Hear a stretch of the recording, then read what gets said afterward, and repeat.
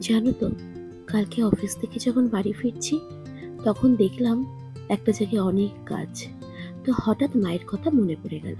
মা কদিন ধরে বলছিল যে মনা, আমার জন্য কটা গাছ নিয়ে আসিস। আমাদের বাড়িতে কিন্তু উইন্টারের সময় আমার মা অনেক রকমের গাছ লাগায়, প্রত্যেক বছরই লাগায়।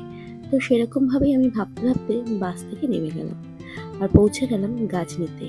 আমি এখানে অনেক রকমেরই গাছের চারা নিলাম। আমার মনে হয় তৈরি করা গাছের থেকে গাছের চারা নিয়ে লাগালে বেশি মজা, কারণ তাকে যত্ন এবং তার বড় হওয়াটা একদম নিজে চোখে দেখা যায়। আর সেখানে ফুল দিলে আরো বেশি ভালো লাগে। আর আমার কিছুদিন ধরে গাছের প্রতি একটা টান চলে এসছে, বলতে পারো গাছের প্রতি একটা ভালো লাগা ভালোবাসা চলে এসছে।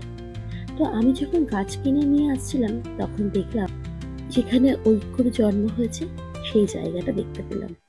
রুম নাম্বার 705, একদম টপ ফ্লোরে। সত্যি বলতে একটা মেয়ের জীবনে এটা একটা বিশেষ দিন এবং বিশেষ অনুভূতি।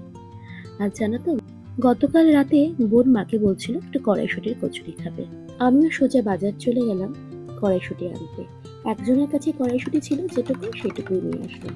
তারপরে কিন্তু আমার মা আমাদের জন্য সকালবেলাতে কড়াইশুটির কচুরি বানালো। মা কড়াইশুটির কচুরিটা খুব ভালো বানায়। আর আমি ঐক্যর জন্য বানিয়ে নিয়েছিলাম এগ ফ্রাই।